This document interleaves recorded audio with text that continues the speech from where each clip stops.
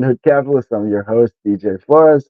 With me, my coach and yours, Coach Stacey. The coach, man, what a week. Jacqueline being on was such a treat. Hopefully, you all got to experience it. If you didn't, we'll share that in the links. Please follow and catch that episode. It is. I can't wait to break it down. But coach, I can't glaze over what we talked about pre-show. So yesterday, for anybody who did or did not forget, yesterday was Valentine's Day, and so me and my family got to start a new thing. Me and Maggie actually took the kids to see a movie. We went to see Wonka, and let me tell you, Coach. So I'm always anybody who's out there who is a Willy Wonka fan, like please go see this movie.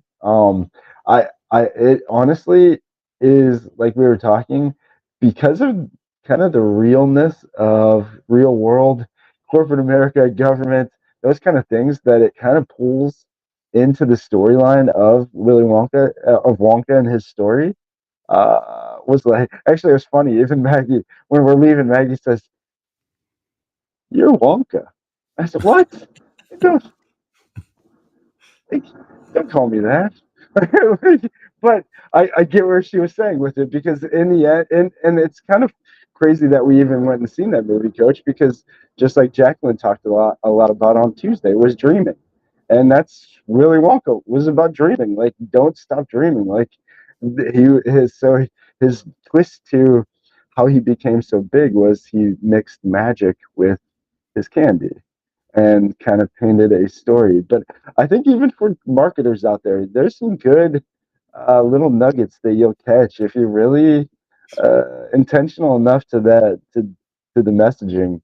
The way he first kind of drew people in reminded me of a lot of the stories that you guys talked about with Liberty Tax and kind of again a lot of our guerrilla marketing kind of concepts that we talk about here on the show.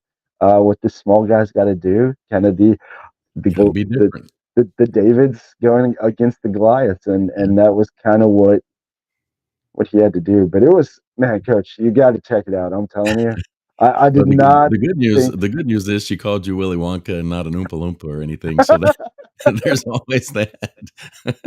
There's even it's funny. So there's not many Oompa Loompas in there, but there is the one key one who actually. It's funny how they even tie that story together. So the key one is stealing chocolate from Willie. And so they make a deal, kind of a secret deal, kind of like the government or well, the this world did to Willie. And there was a secret contract that he didn't know he was signing, but was stuck to. And literally it was amazing. It was honestly I was not expecting it to be as good as it was. So yeah, it was a treat. And I know you had a kind of new tradition. I heard mama's not doing too well. Yeah, so my new tradition isn't nearly as fun. So yeah, Jennifer woke up not feeling well yesterday and actually pretty sick. So my Valentine's Day new tradition was sleeping over here on this sofa bed here in my office. Oh no, coach. Well, any guy who forgot yesterday, they probably were doing that tradition with you. But I do want to get back into Jacqueline. Coach, what? Obviously, want to start the intro, want to get into the show, but what initial thoughts? What were your thoughts of her? Well, it was kinda like as she was telling her story, and you started this with it was a great show, go back and watch it. My dad said it's the best one yet, but he says that for every show, so but he felt like he really meant this one, it was the best one yet. But every time she was digging deeper into the story, it was kinda like, "Whoa, wait a minute, what?" Because she's gone through so many things, and you're like, "Wait a minute, did I hear that right?" And looking at where she came from to where she is, what an incredible journey! Just amazing. Uh, I, and we're gonna go there because yeah, I feel the same, coach. Like just everything, guys. If you feel like you're in a rut, you feel like you're stuck, you feel like you're not gonna be break free from where you're at right now. Like her story, everything she was able to overcome and come through, and even own. the realness and the harshness of some of the things that you can still tell the pain is there, the strength of the kind of the severity of it that we have to go through. It is there, and she shared it, and it was amazing. So yeah, Yeah, I can't wait to get it's in. one of those stories where you think, okay, I've got some obstacles, but I didn't have that, right? Right. Yes, exactly. And to that, let's get this started. I can't wait to break it down. Again, for all you who didn't check it out, this is who we're talking about, Jacqueline Wales. Man, you guys, if you're dealing with something that feels like it has you stuck, you're stuck in the fear mode. Jacqueline Wells is who we're talking about. Can't wait to get into this. Coach, let's get going. You get one heartbeat song. Take it seriously. This is your masterpiece. Don't forget to dream and taste the colors in the air you breathe. It's your masterpiece. Go ahead and feel it all. Don't stop till it is beautiful.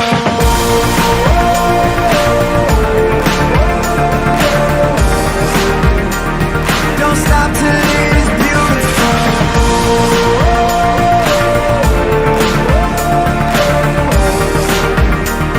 Don't stop till it is beautiful. All right, again, everybody, welcome to the Robinhood Capitalist. Like our intro says, you got one heartbeat. If you woke up today, there's a reason. Don't stop till you make it beautiful. Uh, We all have that opportunity, and we all have greatness. Uh, Coach, going. I'm just gonna go right to from Cast Magic, y'all. Again, we like to shout out Cast Magic. I'm gonna throw our link up there. It really is magic. It really does help. So if you are doing a podcast, thinking of doing a podcast, you're a speaker, you just like to research and want to kind of break down things a little bit faster, use Cast Magic. It really can kind of help cliff note things for you a little bit faster. But so the key takeaways, Coach, from Tuesday were embrace curiosity, confront your fears, unlocking self awareness. I want to start. So we'll just start with the first one. Embrace curiosity. So it says both Coach.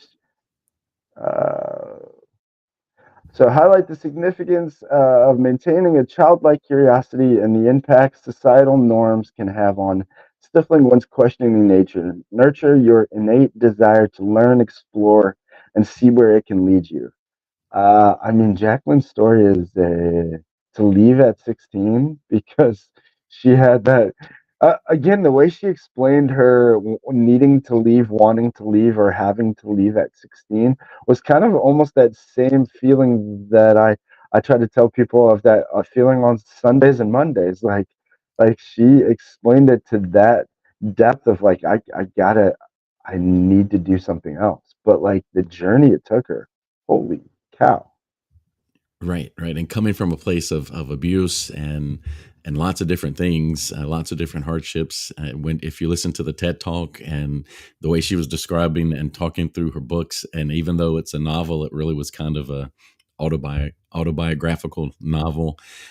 You can kind of see that it was a really, really, really bad place. Mhm. But you know what kind of spurred the curiosity? You played the clip from Jim Rohn, and he talked about how important it is to not let that childhood curiosity go. And you know, what is it that kids do that they'll ask and they're not afraid to ask? And she said that, you know, our education system and our the adults around us just kind of beat that whole curiosity out of us. And that it is stifling. That was a good word that Cast Magic brought up. It is stifling. It'll stifle our ability to vision a better future for ourselves, and it keeps you stuck where you are because you just feel like, well, there can't be anything better because it's just that curiosity has been stifled. And so part of what we do as coaches is try to help people find that curiosity. We ask probing questions, try to make you think about things in a way that you never thought about it, or maybe haven't thought about it in a very long time, and just kind of help you see that, hey, there is something more. I just need to start my search. I like that you brought up coaches too, because she talked a little bit about that, but she even mentioned, and I think that's what hearing her story and even just again relating certain things to mine, and I'm sure anybody who hears her story can relate in certain ways. We all can. We all can in certain ways, but like her story and the curiosity, it's it, it's amazing because of the fact of her journey and starting even at 16 when she said, I mean, she clearly had the understanding of like, okay, this is what I need to do. So she was clearly above her time. Like she said, I need to find a job and then I need to find a bed. Like she understood the necessities of life, but like literally to kind of take that on and think of that journey and then just think of the simple maybe roads that we have and we feel like we're stuck with the decisions we're making. I mean, this is at 16. You're trying to think of like, where am I staying? And like she said, she had some maybe strange guy. She didn't have any stories to share about that, but that she didn't really know, but she had to rely on those people, and that's what I think was powerful is, and if we can all trace back, and that's what I kind of did, like whether it seemed like a mentor, seemed like a coach, seemed like something, there just always seems to be the right a person there, somebody there to help you get through those times. Like if you trace back, like you'll always wonder, like, and in those moments it feels like it's impossible, how are you getting past this, but then you can always kind of, if you go back, like, it was this, it was that Mm. person, it was this thing, and there's always just kind of that coach, that person to help you get out of your way. um When she was telling the story of the person that opened her eyes to the fact that, hey, you really are bright, you really are smart. yes. We talk a lot about Les Brown and we quote him a lot, but I kind of saw the parallel that there was somebody in his life that said, no, you don't let the opinions of others define who you are and what you'll become. And she had that same moment, and so that parallel to me was interesting because we talk about Les Brown a lot, I and so that parallel was interesting to me. I'm so glad you brought that up, Coach, because I wanted to bring it up on this show. So when she told that story, it was amazing because it was literally like I was listening to a story from Trevor Moawad's book. It takes what it takes. I talk about that book all the time, but in that book, he gives examples to really share with people the power of your mindset and how your thoughts. And again, if you're surrounding yourself with a bunch of fear, how those thoughts of fear can overtake you and kind of control everything. And he shares a story of a guy who dies who gets trapped in an ice box, container car, for a railroad. The door slams. He thinks he's freezing to death. He's writing down, basically noting, and he ties that experience to Viktor Frankl's kind of under seeing when people are going to die, this guy's literally, it's getting colder, and he's talking himself to death on as he's writing this on the wall of this ice box. They tested it and it actually failed. It never got below 50, so he actually should have never died from freezing, but because he told himself that it was getting colder and talked himself right down, that he died. And I truly believe we have that power. We have that power more than we want to even admit that. But then another story that he shares in that same line to really drive that is he shares a story of a kid who was bad in school his whole life, did terrible his whole life in school, took the SAT, got his score back, scored almost a perfect, or it was a perfect. And his mom's like, did you cheat? Like, what? Who? Like, what? And he's like, is that good? Like, didn't know. Because he got that perfect score, his mindset changed. He started sitting in the front of the class, thought was a better student than he thought previous. Obviously, he tried more, ended up becoming a doctor, doing all of these things, to a few years later get a letter from the SAT. I guess every year they make a mistake and send scores to the wrong people sometimes. It's what happens in there. his score was actually like a 9 something. So that was his real score. But because he thought he got a perfect score, it changed his whole trajectory. And that was her. And that was like you said, and Les Brown talks about it with his teacher. I think Mr. Washington or something. But Les Brown said he was the the LD, or whatever they call them, the dumb The twin, dumb twin, the yeah. dumb twin. I know you're not supposed to use the R word anymore, but that's the word that came up when he tells Yeah, his own story. yeah, yeah, and it's so powerful, and her sharing that And there's you it know triggered with me. there's a lot of other studies that have been done too with teachers getting the kids and being told that, hey, you're getting the best of these kids, and what they really got were average kids that became great because the teacher saw something in them that they gave them the time, and they put more effort into them because they thought there was something special there.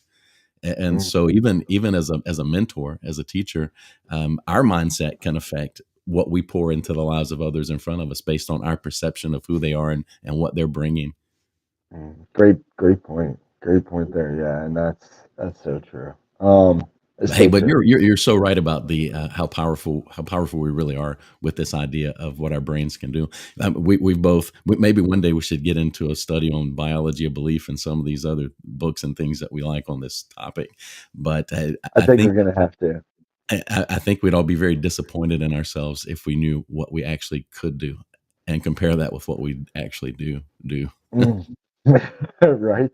Yeah, it's well, I mean, we'll go right to it. The next key takeaway was confronting your fears. And so it says Jacqueline Wales sheds light on the nature of fear and underlines the importance of courage and self-trust when faced with life's challenges. Transform your fear into a tool for growth by learning to trust your instincts, tackle your worries head on. I think it. So this is the first time I have a little tiff with cast magic, but I think it's the whole idea of fear to begin with. Like I said on the show on Tuesday to her, I think there's, I think the moment you face enough challenges, you force yourself to face that enough, it does become a power. It becomes a tool. I heard a younger kid on Gary Vee, one of Gary Vee's podcasts, say that, and it is very true. When you face it enough, it's almost like she says, you become fearless. But the fearless is not that you don't know that there's bad things. You just know that you can overcome it no matter what happens. Yeah, Like and that you was just that was get her to a point that definition. That fearless doesn't mean absence of fear. It means stepping out in fear and still doing the thing so that you can become a person that is fearless. yeah, yeah, and there's so much power to that, Coach. I mean, I guess let's break it down to your who you're mostly working with and through your experience of coaching. I mean, how much is fear a driver that holds new business owners or startups or somebody stepping into a new world like business ownership? How much does that It, do you feel it plays it, a it's factor in what? It's everywhere. And it's not just me looking out. It's me looking in too. But fears uh, keep us from doing the video marketing that we should be doing. Fears keep us from going out and networking the way we should be networking. Fears keep us from picking up the phone and making the calls, the marketing calls, and following up on leads. It causes procrastination, all these things that show up, and it just holds us and keeps us from doing the things that we need to do. And so it's everywhere, man. It's not just at the beginning of startup. It'll follow you right along through. And one of the, you got to meet David in our first show. One of the things I admire the most about him is he's fearless by her definition. And we talk a lot, so I know that inside he has the same butterflies that I do, but yet he still just pushes forward and does the thing. And that's why he's able to accomplish the things he's able to accomplish. But when you start looking at the business owners that I've worked with all through the years, there is a trait of stepping out in fear that separates the top from everyone else. Do you think now? I mean, there is really only again. I think Lewis Houston. I've said this a few times. Lewis Houston. I think Tony Robbins talked about it quite a bit, but about the different forms of fear. So fear of failure, fear of success, fear of the unknown, and fear of judgment. What of those four? What do you think? There's one that is heavy. I guess lies heavier on most than the others. I think it's a combination of fear of failure and the fear of that judgment from others. What is the world going to think if I let them know that I'm in trouble? And so you'll see franchisees that have a support system all around them with people that want to help them, people who are there solely, their sole purpose in life is to help them, but they won't ask for the help because of that fear of just showing up and not looking the way they feel like they're supposed to look. So they have this picture of how things are supposed to be, and when it looks a little bit different from that, that fear just kicks in and overrides. And by the time they get to the point where they have to ask for help, it might be too late. And it's Mm. that fear of failure and judgment that we all have. There's a book called Positive Intelligence, and it's about it's PQ instead of IQ or EQ. It's PQ, Mm. and basically what it says is that our brains have a couple of different parts to it, and part of it is a saboteur brain, and there are 10 saboteurs, but the biggest one, the one that we all have, is that inner judge. And that's where those fears of failure come up, because we're constantly judging ourselves. And in a world of social media that is all designed to give you comparison with everything else, it's even worse. And so, it used to be you compare yourself to the Joneses, where they lived across the street. You saw them sometime. Now they're everywhere. And it's not just the Joneses, it's everywhere throughout the world that you're comparing yourself against. So you can have the greatest day, the greatest vacation you've ever had, and you come back and immediately you see somebody else that did something better. And you're judging yourself. All right. And so this whole what PQ does is it helps you get into that part of your brain that's the sage part of your brain that calms those saboteurs down and just puts you in a better state and keeps you thinking in a better place. A place that is a positive, that is possibility oriented, not problem oriented, a place that is solution oriented, not again problem oriented, a place that is abundance, not scarcity.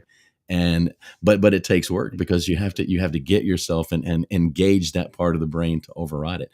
But it comes right back to that judge, and that judge is based around fears of failure and judgment from others. Mm. Now, now you nailed something that Jacqueline even talked about, and I think it's the most crucial thing, and kind of what I took from Trevor Moed's "It Takes What It Takes," and it's about being very intentional with who you surround yourself with and the information or yeah, I guess information or words you're surrounding yourself with. Again, I'm very intentional with even music because of what he said. But I think and Jacqueline talked about that with her mentor, with the student, the counselor. I think was the one who opened her up, like we were talking about.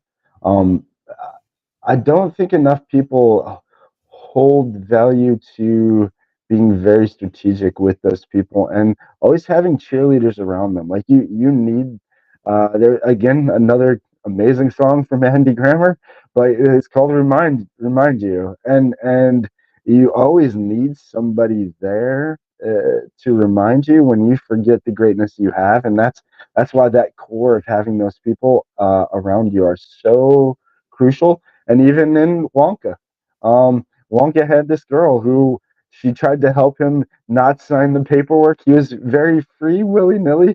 Very, it's funny. So he starts the movie. You'll enjoy this, and it'll probably make more sense to you now why Maggie called me Wonka. But so he's singing in the beginning of the movie about how he has 12 silver shillings or whatever, and he just is frivolously giving them away to, oh, you broke this rule, you need to give us three. Oh, can I have one? Sure, here, take as many as you need. And so he's just giving them away, and then all of a sudden he has nothing. Very fast, and so he's like, oh my goodness. But so how he ends up trapped is he doesn't pay attention to the fine print of the contract. Well, his little I forget, and what was her name? Noodle was her name in the movie, but she tried to tell him read the fine print and tried to help him from the beginning. And I think we again that's those those secret mentors, those or mentors, those people that will pop up when you need them. They're there. Like if you believe that and just even look for that as if you're playing a game and there's just this avatar that's randomly there that doesn't make sense. He probably has a chat bubble over his head. Go talk to him. He's gonna talk you out of whatever next step you might be taking that's the wrong one. And literally that was Noodle in the movie was, and then at a point Willie wanted to give up. The guy, the big chocolatiers and the police, the government, were made it just stealing all of his stuff constantly. And he said, "That's it. Like I'm done." And she said, "You can't. Like this is." And so she was that one. And that's we need those people. We always need those people. If you feel like you're constantly getting stuck there, you're laughing at my association, are you? No, I'm just thinking. I'm thinking any movie that I can somewhat portray the government as being corrupt, inept, and and a bad thing, I'm all for. So Listen, check right this here, right one. here in tax season, it's got my hackles up about the government. Check this one out, y'all, because let me tell you, there is some under whoever wrote this, kudos to you. There's definitely some underlying tones of exactly what's going on today. So when you started that, you hit on a couple of keys from John Maxwell's book, The 15 Invaluable Laws of Growth, which is it's a 15 laws that will help you on a plan for personal and professional growth. But it starts out with a law called the law of intentionality, and it's all about just being more intentional in everything that we do. Because at the end of the day, success it's not an event, it's not a one time thing. It's a combination of small steps, smart decisions, smart choices, smart actions taken seamlessly or seemingly meaningless things just done consistently over time, and that leads to great achievement at the end. But we have to be very intentional about what we're doing. And you mentioned who we're surrounding ourselves with. That can go back to the law of environment, which is another one of the laws from the book. But you have to put yourself in an environment that kind of blocks out all the negative, because the world's going to beat you down. And you've got to be in a state of awareness, which I know we're going to come to, but you've got to be in a state of awareness that you can recognize the uh, the angels from the demons that are in our lives, and giving us the advice. You want to make sure you recognize the one that, okay, this is a strong inner circle, because we do become the average of the 5 people with whom we spend the most time, and we have to be intentional about who that is. And so we have to be intentional about the music we're listening to, the movies we're watching, the games we're playing, the people we're surrounding ourselves with, the thoughts that we're allowing to go on in our own minds, because that's we are the most important person we talk to every single day. And so we have to be very intentional and make sure that we keep ourselves in an environment that's going to be conducive to growth and not pulling us away from becoming the person that we want to become. And you mentioned self-awareness, and we're going to go there here shortly, because I think that really is the key to it all, to me at least. But uh, you mentioned about not the world beating you down. I think, and Jacqueline even mentioned on Tuesday about school, and we kind of briefly glazed over that. I know Rich Dad does a great job of explaining about failing. School is either pass or fail, and so that gets you right there to you're so afraid to fail, that it kind of just puts you in this constant fear of failure. But I, I think I think it's even deeper than school, and I think we have family, friends that they're going to say things. They're around us. They might seem like they're against us, but it's just their opinion of the situation. It doesn't have to be ours. Um, and And so, what makes it hard is a lot of times the people that are coming at you, they really do love, care for, and want the best for you, and that yeah, makes it even more difficult. yeah, And so one entrepreneur that I met, this was not someone that I worked with, but just someone I met at an event. But she was telling her story, and she had been a very successful executive and decided to start her own business. And she was letting her parents know what the decision was, and she was telling the story of how they reacted. And the way she told it, she goes, "Well, my dad was bad, but my mom was worse." And the actual words that her own mother used were, "When you fail, don't come back to me because I already told you so." And so that was what she was Wow. up against when she's trying to make this decision. Do I stay in this job that's got me trapped, the rat race and all that sort of thing, or do I follow my dream? And so this is someone who truly loves, cares for, and wants the best for her daughter, that could have derailed what has turned out to be a wonderful business and a wonderful life. And so once it kind of came full circle, I was like, well, what do they think about you now? She goes, oh, they came around. Well, and so I'm glad you shared that, because I think that's, in the end, that's what I'm talking about. I don't think that they're intentionally trying to derail, or her parents tried to derail. They're trying to protect you, but so you have to pull yourself back from that and say, okay, are they protecting me because they just don't see it themselves, or and just again, I think life can be simplified. I don't think it's ever simple, but it can be simplified. Every single aspect of it. Like, have you tried this? Yes or no? Like, if you haven't, then you have no clue. If you have, then you have some clue.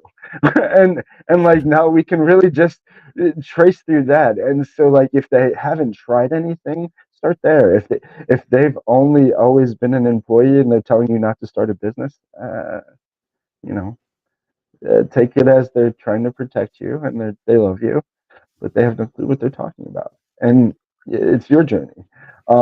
Well, and And it's your dream, because that following the other path would have been, she would have been following someone else's dream, and that rarely works out well. Uh, mhm, Especially, you may look good on the outside, but on the inside, there's that turmoil that just keeps you from finding the peace and happiness you're looking for. that's that Sunday night. You're always sick. Monday, you don't want to go there. Uh, You it's might be gonna. following somebody else's dream. You're all. You always are. I promise. I promise. If you feel that way, you are. Once you find what yours is, nothing's gonna stop you. Um, Last, unlocking self awareness. And this is what I think the game of life is all about. It really is the game. Is who am I? Who are you? Like she said. And so the discussion put a spotlight on self awareness and its rarity, with insights on how con, uh, how confronting fears can lead to significant personal development. Examine how your beliefs serve you and harness the power of self awareness to elevate your life. And I think, Coach, I think you had touched on that, but she said, "Is this serving me? How is this serving me or not?" That's what we need to ask.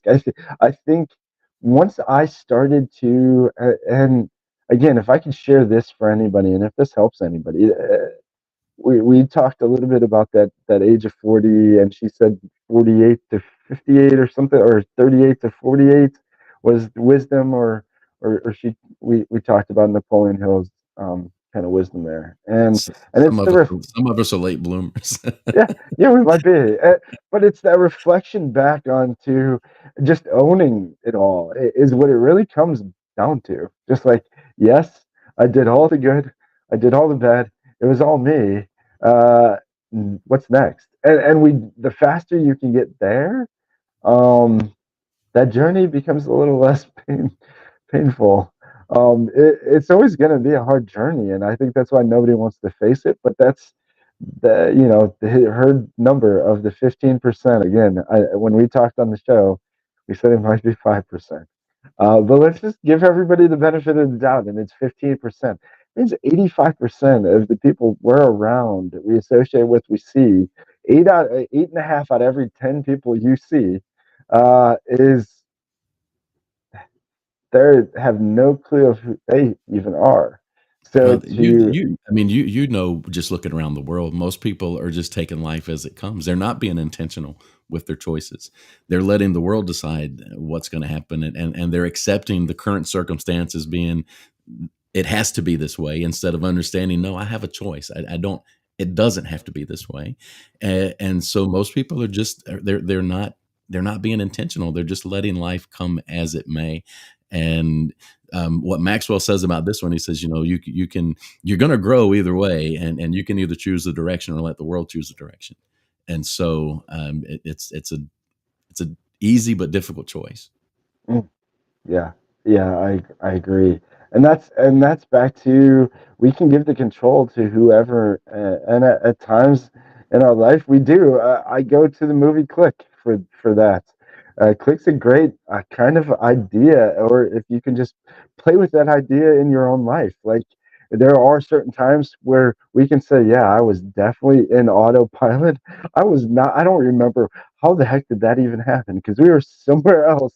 Like, and that happened, but we definitely weren't there and didn't give it our all. And we can really own that. Yeah, those commercials where people drop the red flag and go back for the replay to see what really happened. I'm kind of I'm somewhat glad that we don't actually have that in real life. God, that would be I replay them enough in my own mind. I don't need to see it on the that screen. would be so terrible. But coach, I think you're on to exactly what. Besides unlocking your own self awareness, once you can, and I think that's what keeps most people away from really the deep thinking that it takes. Because that's where I go. I mean, guys, you want to not fear things? Like, I worry about everything, but I'm literally playing it through in my head every time I'm meditating or finding my time alone. Now, finding my time alone was a lot harder when I didn't want to hear my own thoughts of myself. But once I owned all of that and was like, yeah, I did that, but now what? Um, it's a lot easier to be with myself thinking of those things. And so now it's just playing through that journey. So now it's okay, if I'm worried about this next phone call I have to make, I've probably played through that phone call or that meeting uh, every which way that you can possibly take it. If I say this, they say this. Then what? Shit. No, that's not going to work. If I say this, they say that, and oh, this might, yeah, that might work. I've already played that through in my head a billion ways before I even have the conversation. So like that's deep.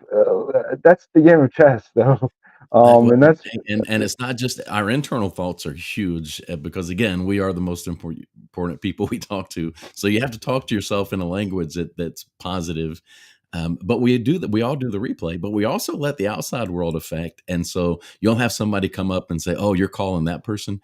Boy, get ready," and that'll totally mm, influence what happens take you with you right in off the. the tracks. That's derailing you, just like you talked about earlier. That Yep, good. yep. I used to, when I first started doing large events, and people would say, "Oh, you got these folks coming into this event and that are going to be in the crowd. They're going to be trouble." And then I would get there, and they were never trouble. As long as I would do what I was supposed to do and be at my best, they weren't trouble at all.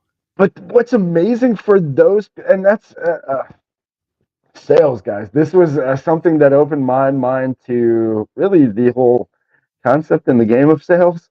Was this whole one, and I forget, I learned it early enough that it stuck with me for a long time. But they gave an example of like this: you sold this person this TV for $1,000, and then you sold this and they think they got the best deal ever.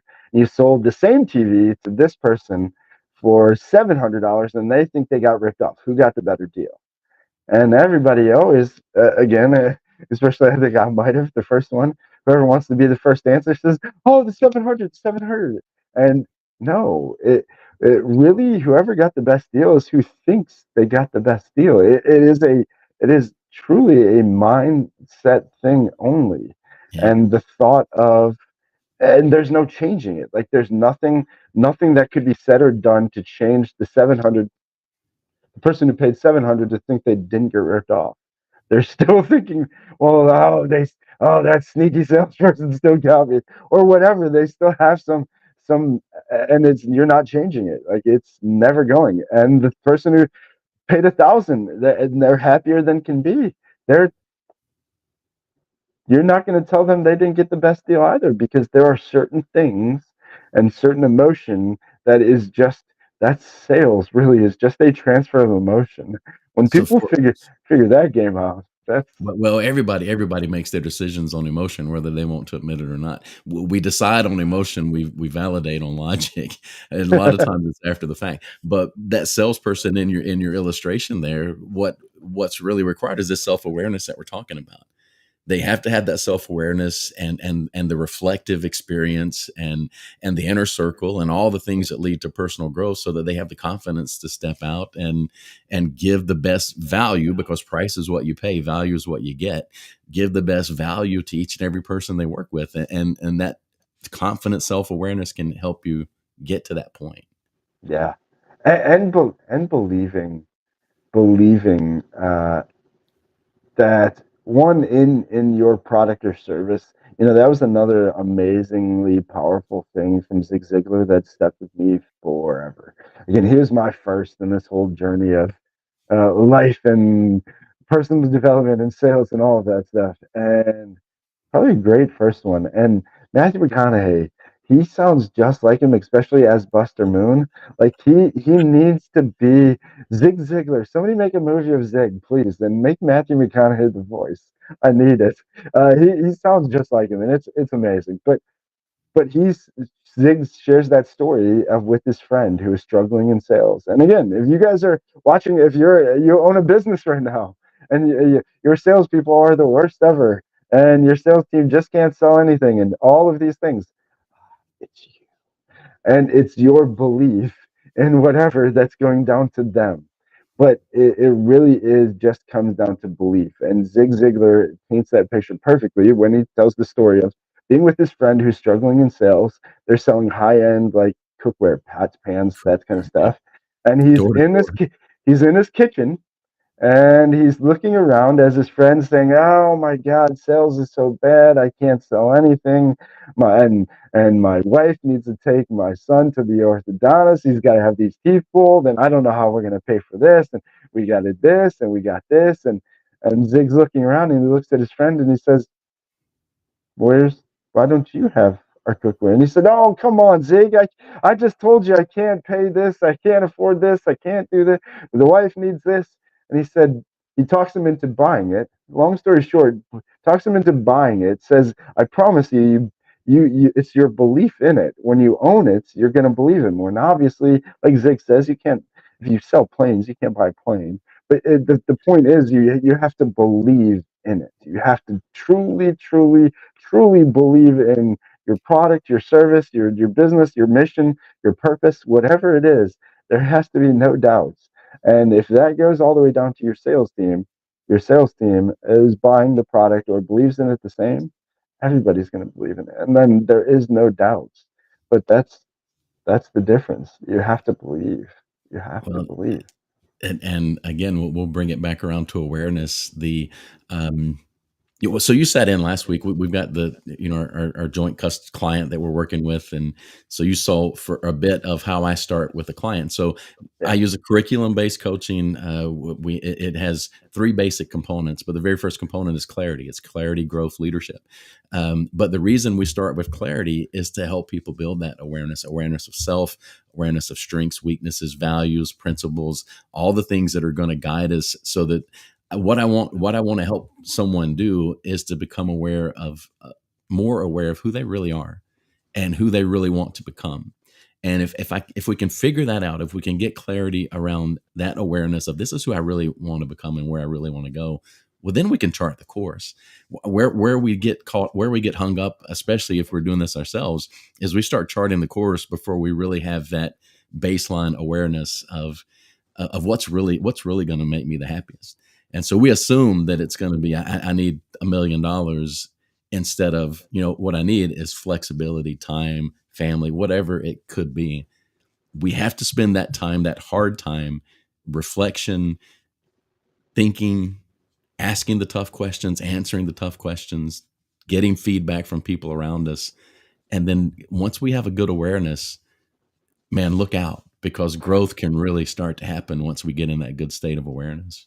Now, now, would you say the key to that and where you really see the transformation is once they're fully aware of themselves, but it's more you become aware of just yourself and how you block yourself. So, like the walls you constantly put up for yourself, you're like, you're doing that again. No, no, no. We got to stop that. Would you say that's where really the magic kind of happens and it clicks? That's a huge part of it, and also the part of determining what habits, what belief systems that I'm carrying for whatever reason, which ones serve me now and which ones don't. Okay, well then let's chart a course for behavior change, habit change, because as Jack Canfield was the first I heard say it, but he said once you start to practice the habits of success, success itself will become a habit. And so we start looking, what are my habits that aren't serving me anymore? What are some things I can do? And so once I know what I'm up against, I can prescribe tools and strategies and things to help. And once we get little by little smart decisions made consistently over time, then it takes time. So it's a law. It's the law of gestation. You know, there's going to be a period of time from planting the seed to harvest. And so that's the hard part on any growth plan, whether it's physical, you're in the gym, or mental, you're working on this sort of thing. You're going to put a lot of work in, and you're going to think, man, this ain't working, because it's all happening underneath. It's But the it's trust the me, it's it's the working overnight success, right? The overnight success that takes thousands of hours in the gym or on the 100%. table or whatever. Yeah. 100%. And people will look at you and say, man, you just got lucky.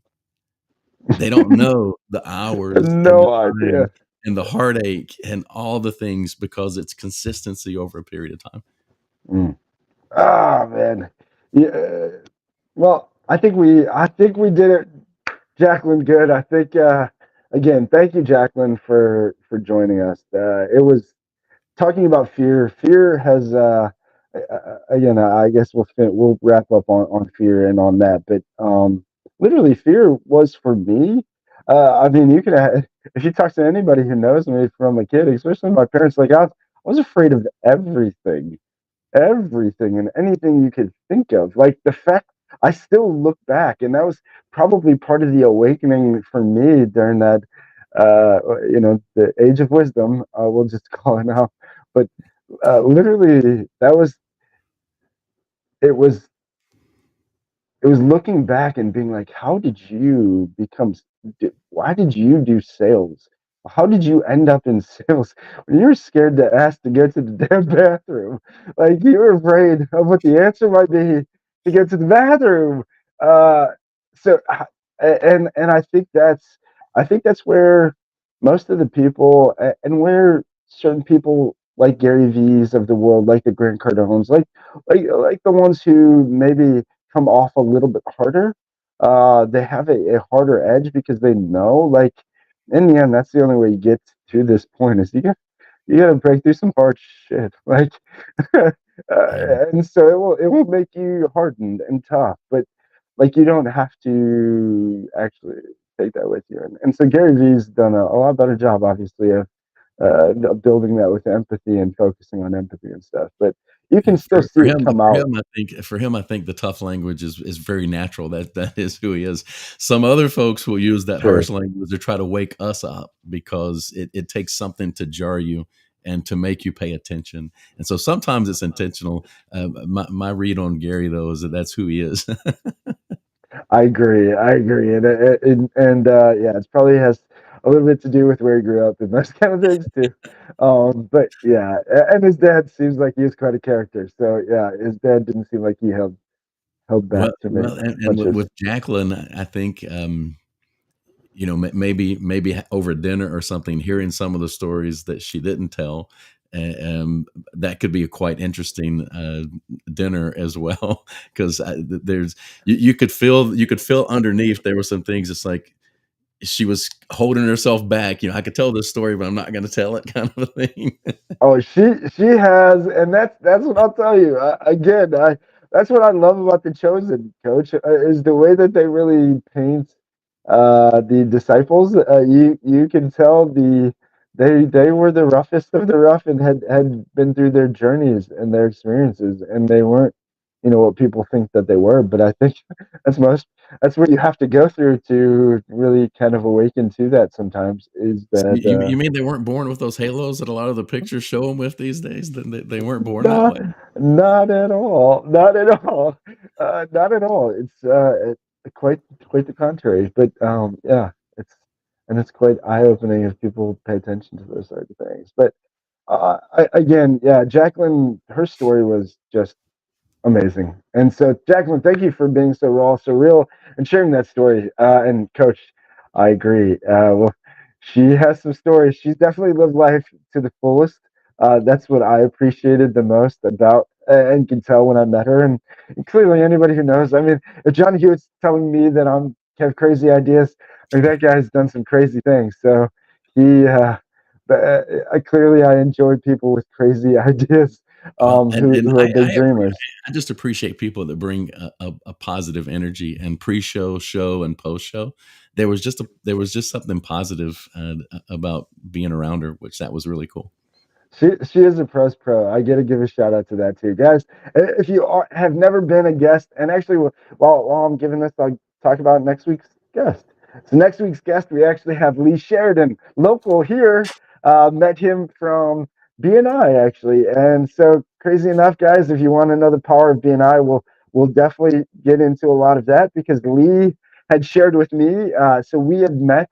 He was visiting our group because when he started his business, he was actually in 3 different BNI groups. Now he's just in one himself, but he's looking to bring in some more business. So he's actually joining and looking to place somebody else in another group, to go back to 2 groups. So the power of BNI is more powerful than you think, y'all. Especially if you have a local business or service, you might want to look into it. Networking is very powerful. Getting to know the people around you, like-minded people on the same missions, the same journeys, you now can go on the same road, just maybe next to each other. Don't have to hold hands, but maybe next to each other, so you don't have to be And alone. and writing the check and drinking the coffee is not going to cut it. You've got to get in and participate and follow the plan because it will work, but you got to work it. Yes, yes, yeah. Thank you for sharing that. Yeah, you can't just show up and expect your business is just gonna boom. You gotta really be there. And again, it's believing. That's back to the believing. You gotta believe in the power of it. But Lee will definitely share that. Again, I was excited to hear him say that because I hadn't met too many people here locally that were in multiple groups, but back home, I mean, when I started in BNI, I was working at a small. PK Wadsworth, like shout out guys, but local heating and cooling company, and they were in multiple groups. And when the owner had came to me, he's like, "Hey, we go to these meetings. Would you be interested?" I'm like, "Yeah." Well, referrals? What? Oh, okay, yes, I'm in. Didn't even know what it was. I had no clue. To know 12 years later something, I was gonna really be involved in it. I would have never guessed that, but. Especially because I'm not that networker that goes and I'm not going to light up the room with, hey, hi, hey, and just talk to everybody. I kind of sit back in the corner and hope somebody, I guess my smile, I try to entice people with my smile. Come over and talk to me so I don't have to talk.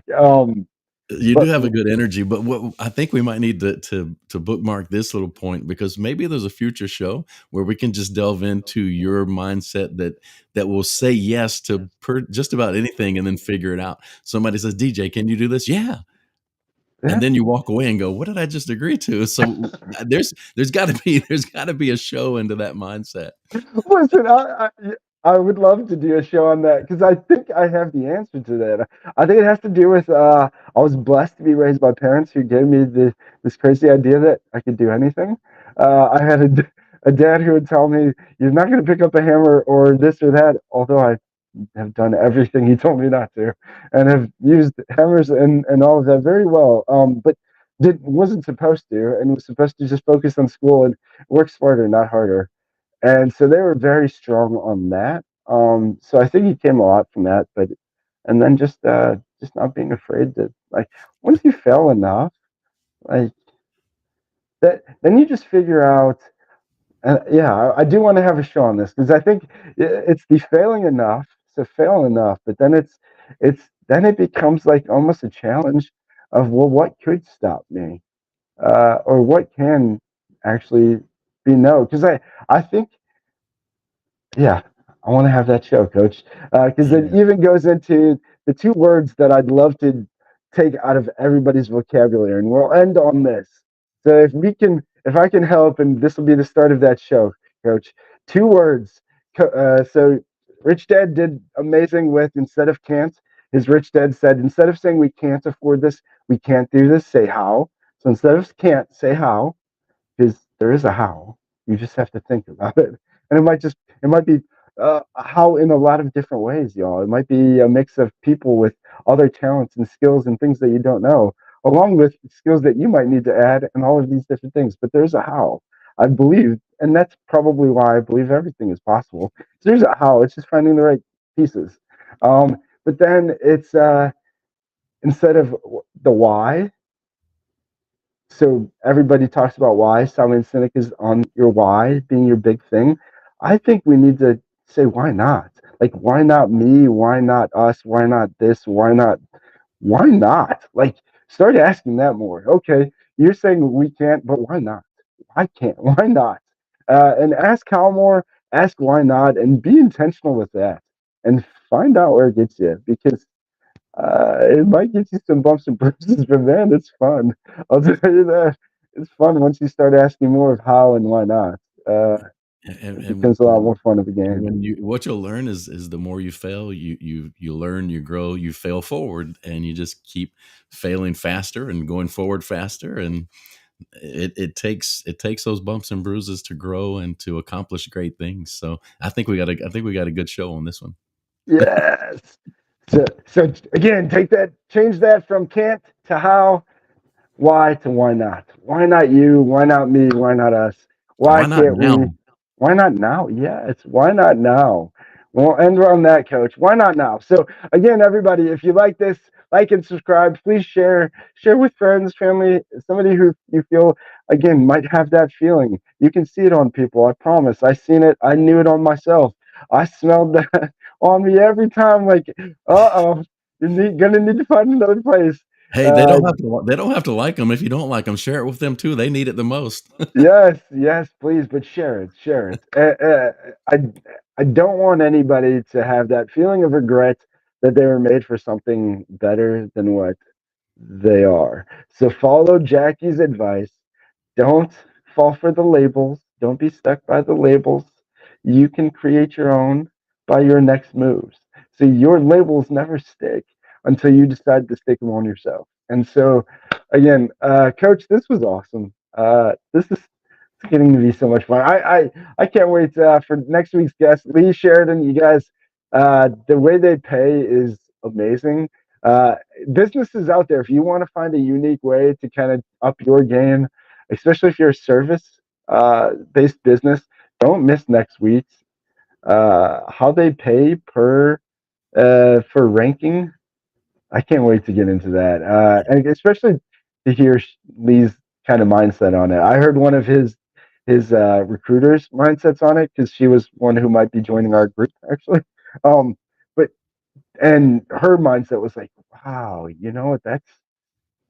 That's powerful. There is a lot more power to paying per job, and paying per result. So start focusing on that and see where that gets you to. But until next week, guys, feed the good wolf.